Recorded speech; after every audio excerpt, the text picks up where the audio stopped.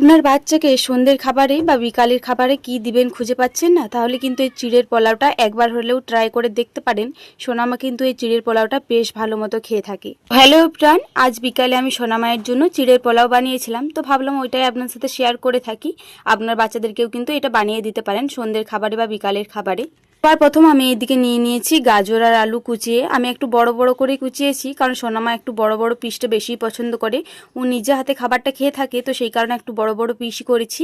আর এদিকে কটা মতো আমি চীনা বাদাম নিয়ে নিয়েছি, আর এদিকে নিয়ে নেবো অল্প মতো চিড়ে। আপনার বাচ্চা কেমন খাবে সেই রকম অনুযায়ী আপনারা চিড়েটা নিয়ে নেবেন। আমি তো জানি যে সোনামা কেমন খায়, তো সেই অনুযায়ী চিড়েটা নিয়ে নিয়েছি। চিড়েটা কিন্তু বেশ ভালো মতো ধুয়ে নেবেন, মিনিমাম 3 থেকে 4 বার মতো ধুয়ে নেবেন। যতক্ষণ না চিড়েটা সাদা জল বেরোচ্ছে ততক্ষণ অবধি কিন্তু ধুয়ে নেবেন।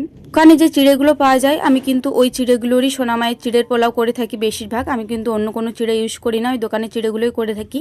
তো যাই হোক 3 থেকে 4 বার মতো ধুয়ে নিয়েছি। পরে চিড়েটিকে একটি ছাঁকুনিতে রেখে দেবো, যাতে একটু জলটা ঝরে যায় আর একটু ঝরঝরে মতো হয়। একদম যদি চিড়েটা ঘাটা ঘাটা যায় তাহলে কিন্তু চিড়ের পোলাওটা খেতে খুব একটা বেশ ভালো লাগে না। তো যাই হোক ওইদিকে তো চিড়েটা ছাঁকুনিতে রেখে দিয়েছি। এরপরে কড়াইতে অল্প পরিমাণে তেলটা দিয়ে দিলাম। চীনা বাদামগুলো নিয়ে নিয়েছিলাম, ওই চীনা বাদামগুলো এরপরে তেলেতে দিয়ে দেবো।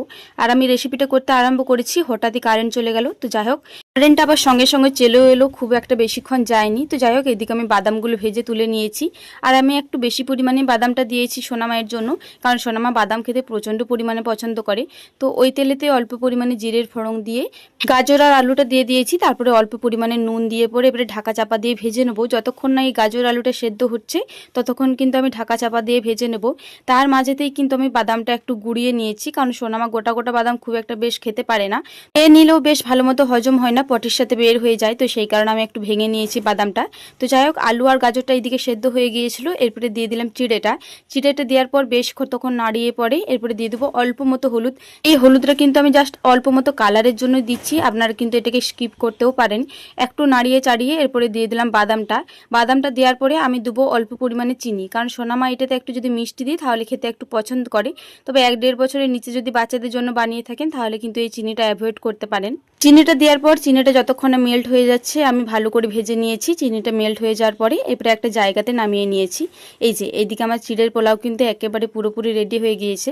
তো যাই হোক চলুন, এদিকে তো আমি ঠান্ডা করে নিয়েছি। ঠান্ডা করে নেওয়ার পরে আমি এরপরে সোনামাকে দেবো। সোনামা কাকিমাদের বাড়িতেই খেলছিল, তো আমি ডাকার পরে চলে এসেছি।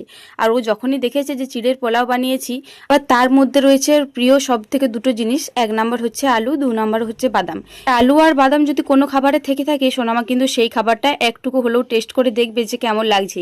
সেই খাবারটা যদি খেতে ভালো লাগে তবেই খাবে, আর যদি একবার খেয়ে দেখে যে খেতে ভালো লাগছে না তবে কিন্তু আর খাবে না। আর আপনাদেরকে তো আগেই বলেছি